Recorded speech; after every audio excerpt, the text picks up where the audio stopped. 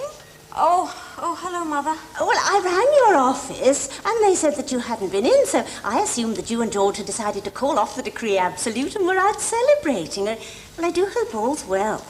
Oh, yes, Mother, all's well, thank you. Oh, Susie, I'm delighted. George and I are divorced. Well, there you are. What? Yeah, the decree absolute went through, and now I can call my life my own again.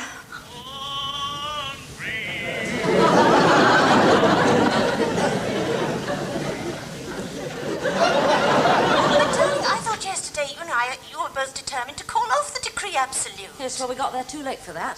It was George's fault. So we had a screaming row right in the middle of the divorce registry, and then we both went our separate ways. Oh, well, perhaps it's all for the best. There was always something about George I never quite cared for.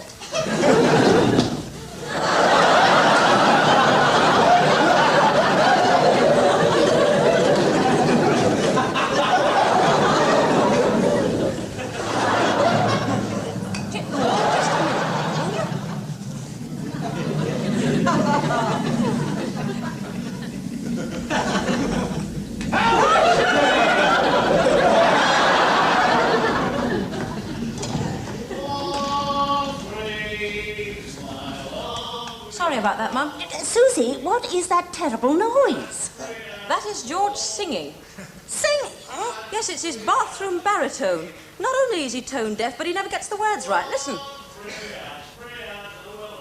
See what I mean? Just a minute. George, will you please be quiet? My mother is on the telephone. What's wrong? Can't you afford an armchair, then?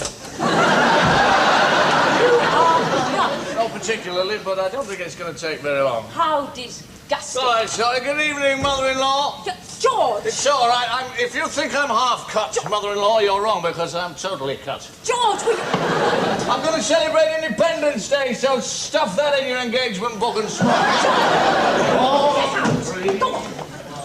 Susie? Susie? Speak to me, Susie. Susie? Yeah, it's all right, Mother. Susie, are you all right?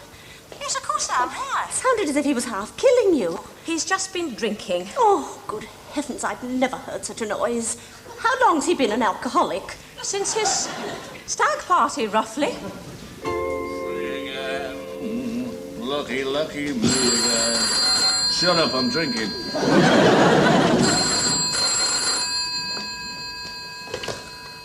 Hello. Hello, George. Oh, hello, ma'am. Your father and I just wanted to know what had happened. We couldn't get you at the office. Today was the day, wasn't it? Well, the decree absolute. Absolutely right, ma'am. And it went through absolutely without a hitch. You divorced? But when I spoke to you yesterday... Yeah, I know, I did have hopes, ma'am, but they were cruelly dashed, you know. Like so many of my other hopes have been cruelly dashed. Well, I hate to remind you, but your father and I never really fancied Susie, did we? Dad did. You are. Fancied the bottom, didn't he? Really? Sorry. Oh, just laughing through my tears, ma'am. How dare you insult my mother? Who's that? It's Susie. I think she's been drinking, ma'am. Now listen to me. I don't want to see you again or hear you again or have anything whatsoever to do with you again, ever. She has been drinking, yeah. We are finished, totally finished. And to prove that I mean what I say, here's something I should have done 2 years ago. Take that! Oh! George, what happened? George! I'm all right, ma'am. What happened? Nothing. Did she throw something at you? Yeah, but don't worry about it, love. Well, are you hurt? George! Just a bit dazed, ma'am. Don't worry, I'm going to make myself a nice strong cup of tea, love. Well, look, you ring us later. Yes, all right, ma'am. And George, remember your bedroom is always ready for you. Oh, well, that's a great comfort, that, ma'am. Well, bye-bye, dear. Bye-bye. Love to Dad, ma'am.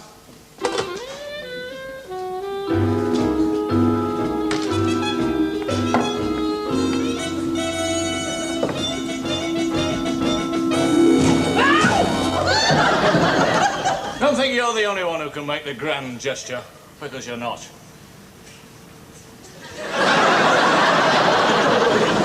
Not by a long chalk, you're not. It's a fine bloody ring you gave me, isn't it? It's bloody shrunk!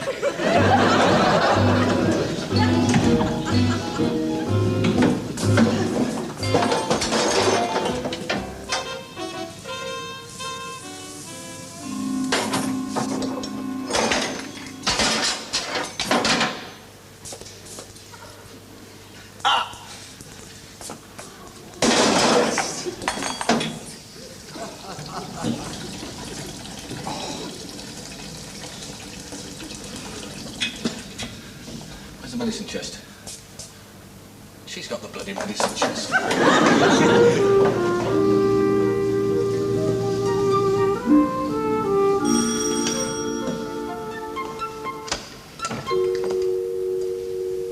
I thought I told you that I did not wish to see you again. All right, we're finished. Like you say, we are totally finished. Then why are you on my doorstep? I've cut my hand. I don't care if you've cut your throat. How did you do that? Making a sandwich.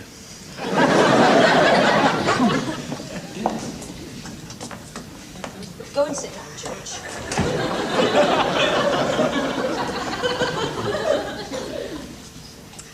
Oh, George, that's quite deep. Yeah, it was a hacksaw, you see. For sandwiches. I won't get lockjaw, will I? I think you need a stitch. Look, I don't need a stitch, honestly. Just give me the bandages and the iodine, will you? George, it's in a very nasty place. I think you're going to have to go to hospital. Oh, you know, I can't stand the smell of hospitals, darling. Just the outpatients. I know, just the outpatients. That's where all the germs and the car accidents are. Just bandages and iodine. Just give me those, will you? I cannot give you a tetanus injection. An injection? George, honestly, you're worse than a 2-year-old. Right now, I'm going to put the iodine on. Do you want to turn your head away? Okay. You ready? Right. All right? That's fine. That's very good. I don't want to go traipse.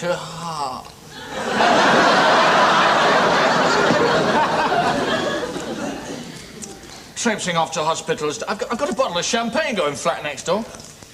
All right, but that's right. Don't come to me in half an hour mumbling.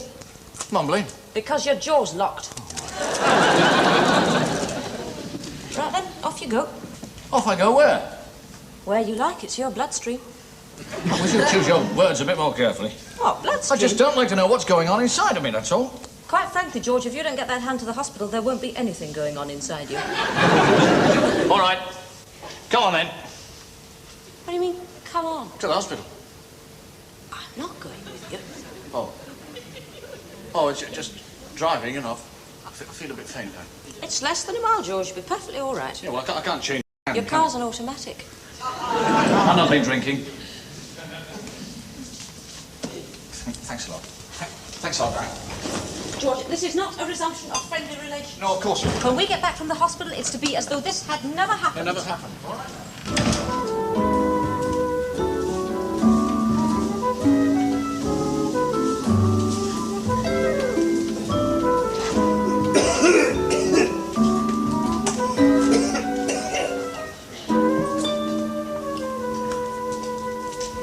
I told you, didn't I? Germs and car accidents. Now what is It's it? just that hospital smell is getting George, on my... would you just go and get your name on the list?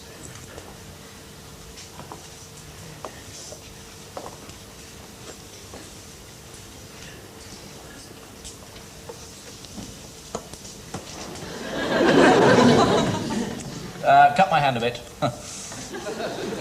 Name? Bassett. Don't write it down.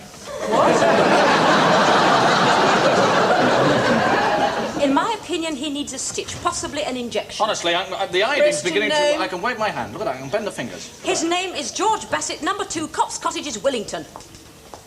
Thank you, Mrs. Bassett. Oh, I presume you are Mrs. Bassett. Yes? Patient's wife? No. No. Ex-wife. Religion, Mr. Bassett? Pardon? I've only cut my hand, you know. Just start sending for priests. Look, I didn't have to come here in the Church of England. Oh.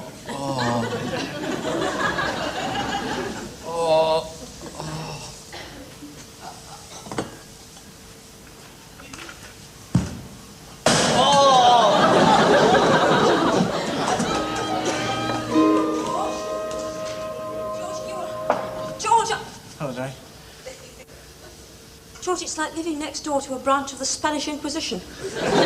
No, so it just keeps catching me now and again. I'll try and stuff a handkerchief in my mouth now. Sure. Thanks a lot, Danny. Now off you go, because we've got to start start leading separate lives, like you said. Are you sure you're all right, George? Yeah, really. Look, any more groans, just turn the radio up a bit more. Oh, don't be so silly. Yeah, just for the next half hour while I cook my supper, because it could be a bit noisy, that. It'll be a bit tricky, this.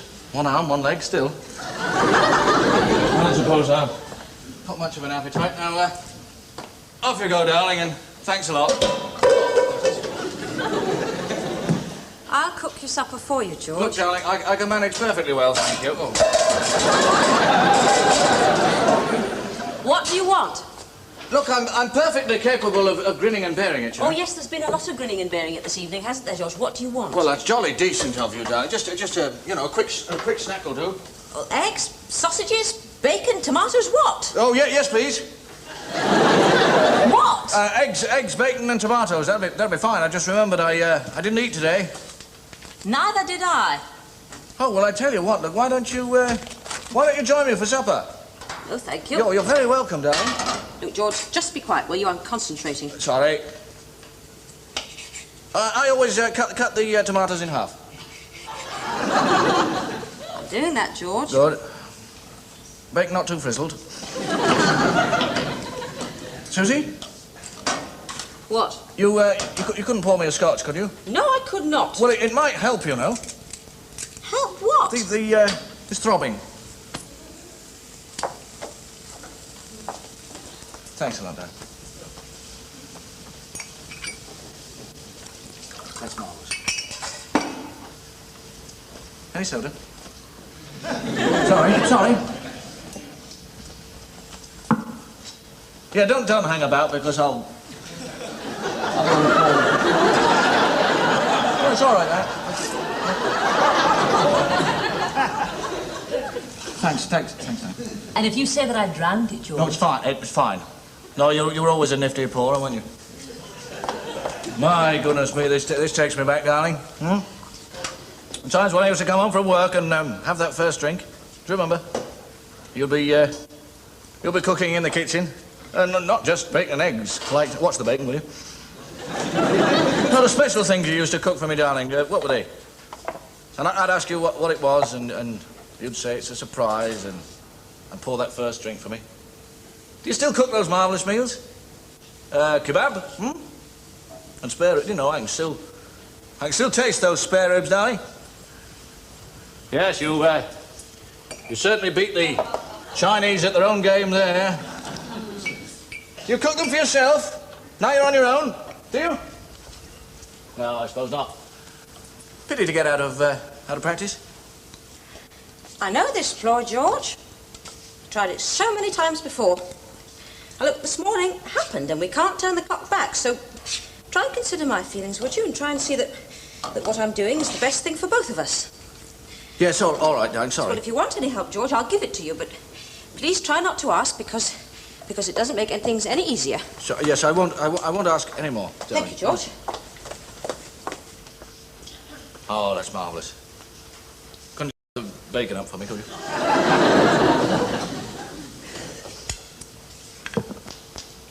You're right, you know, I was trying it on just now. Well, not completely, because the memories are genuine. I mean, they mean a lot to me, don't they? They mean a lot to me, George. That's the trouble. Yes, I know they do. So don't remind me anymore, will you not? Sorry.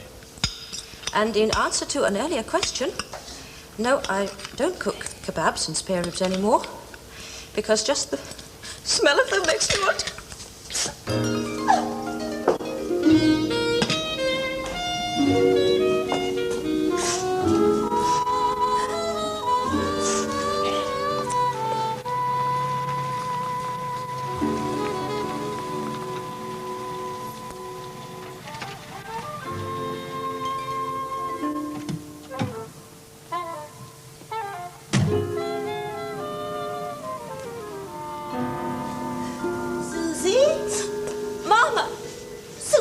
Darling, what has he done to you? What?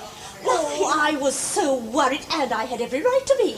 No. George drunk and you defenceless. What has he done? Nothing, Mother, really. If he has touched a hair of your head. No, he Well, he's done something to upset you, the drunken wretch. Is he in?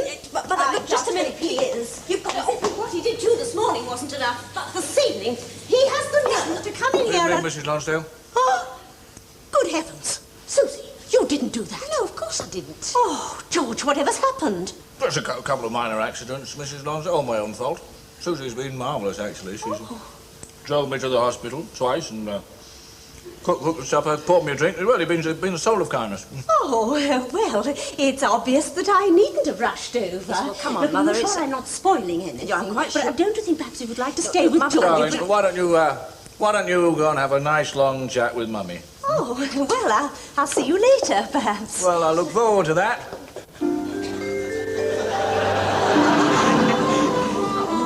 Darling, I did interrupt something, didn't I? Mother, have you forgotten that when you came in just now, I was crying? Oh, so you were, darling. I wonder why. Well, could it be anything to do with the fact that my marriage ended today? Oh, nonsense, Susie. Now, I think that I ought to rush back, and you ought to pop in and see if George is comfortable. Mother, less than an hour ago, you were telling me that you thought we were always unsuited. Well, but I was in a state. And he shouted at you down the telephone. Well, he was in a state. And we are divorced. Well, darling, perhaps it's all to the good. You know what the song says. Love is lovelier the second time around. George, what happened? Nothing. Well, what happened? Hello, Dad. I knew we were right to come down. I said so, didn't I? Is this what she did when she threw something at you? No, listen. Oh, don't try to shield her, George, you poor boy, living next door to an alcoholic. Is she there now? Dad, you just go right down there and give her a piece of our mind. Oh, yes, but... No, you'll be no good. How dare she? Now, just a minute, Matt. Oh, son, you think you got problems? Help yourself, Dad. Yes, How dare you assault my son? Dora! I bet it took the two of you as well. Well, I'll tell you this. I am phoning the police station now and laying charges for assault and battery. Mrs. Bassett, please don't rock the boat. What do you mean? The boat's already been rocked and my son fell out. Accidents. George told me so himself. Accidents, rubbish. And my daughter was good enough to drive him to the hospital on both occasions. 2 accidents in one evening? Yes, and they may have been blessings in disguise, Mrs. Bassett. Blessings? Yes, when I came in here, Susie was cooking George's supper. No. Yeah. The two of them were in there, a picture of domestic harmony just like the early days. You don't say. I do. Oh, Susie dear, why don't you pop next door and see if George is ready for his sweet? He didn't ask for a sweet. Oh, he always liked his fruit as a boy. Oh, and those sticky puddings. Oh, jam roly-poly. That and treacle tart. Oh, spotted dick. Sunny Spotted Dick. Excuse me. Oh, Susie, love, will you tell Eric to pop round here as well? Oh, is Eric with you? Yes. Oh, how nice. A real family get-together. Not before time. No, indeed. Hey, all right, son? Help yourself, Dad. Help yourself, yeah. Hey, up, she's back. Oh, hello, Susie. Hey, you're looking well. Yep. I hope Mother didn't go off the deep end. George has been telling me about his accident. They're getting on like a house on fire. Oh, so everything in the garden's lovely. She wants to see you. Nothing I've done. No. Right. It shan't be long, lad. All right, Dad. If I'm not back in 5 minutes, send in the troops. Look, what's going on next door? It is a meeting of the Marriage Guidance Council, and I'm too tired to argue. Oh. Look, would you mind, darling? Oh, look, George, you're not supposed to drink after an injection. I know, but... Well, a very small one. Thanks a then. lot, then. Look, why don't you have one? No, thank you. On second thoughts. Is that what they're doing in there, then? Slinging us together? Yes, I think so. Oh, I can't say I blame them. Well, if we'd had kids and their marriage had gone wrong, I suppose we would have been exactly the same. What are you thinking? Nothing. Come on. If we'd had kids. We never thought about that, did we? Do you think that's what the trouble was? Kids. Oh, for heaven's sake, sit down, Eric. You make the place untidy. There we are. Dora. Cheers. I don't want to count our chickens, Dora, but it does seem to me that a little push from us in the right direction. Don't worry, I know what to say to George, eh, Dad? And Susie always takes notice of me. Well, what do you suggest? Dad, we're talking.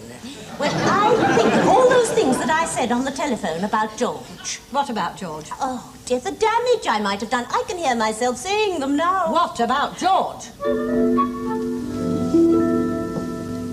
You thought she might have done better for herself, did you? What? No. It seems to me you've said something like that before. Oh, no. Before the wedding. Well, that was years ago. Elephants and Dora Bassett. Don't forget.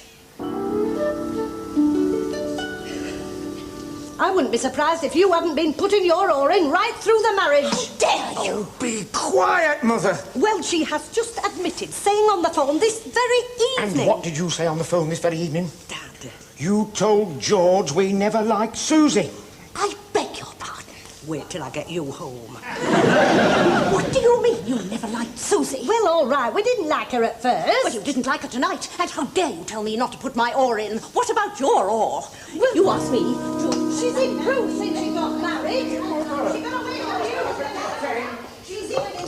Susie, will you bear me out? Have I or have I not always hoped that you and George would be reconciled? Yes, Mum, but... And I have never put my oar in, have I? Or... From the very beginning, she said that Susie married beneath her. She's mixed it right from the start. Mrs. Bassett, please don't talk like Oh, and that. don't you get so high and mighty, miss. You threw something at poor George this evening. Yes, but it was only a ring and it missed. Now, let's not say any more Well, about... let her say what she likes. She's been saying what she likes all the evening. Oh, she can say what she likes against me, George, can't No, she? of Yes, I course should think not. so. She kept her mouth shut just And for what one... about your mother? Why doesn't you take a leaf out of your father's book? Yeah, well, I think... Oh, be quiet, Emma. See what I mean? I'm just saying don't insult my mother, Dad. That's all I'm saying. Well, I'm not going to sit here and let her insult my mother. Well, get her out of the house, then. Oh! Susie, I didn't start this. No, I know you didn't. Well, are you suggesting I did? All I know is that he insulted my mother over the telephone tonight. Now, he must have learnt the art from somewhere. I'm sorry, George, but I never did see eye to eye with that woman. Okay, Mum. And you know I wouldn't do anything to spoil things for you. Susie, you know I wouldn't do anything to hurt you. No, I know you wouldn't. But I can't bear to leave you here. I think you should come home with me now. All right, I will. Good. Your father and I'll look after you. Is there anything you want? No, thanks. How about a nice cup of coffee? No, thanks. Well, I'll tell you what, I'll make some and then perhaps you'll change your mind. Dad, put the kettle on.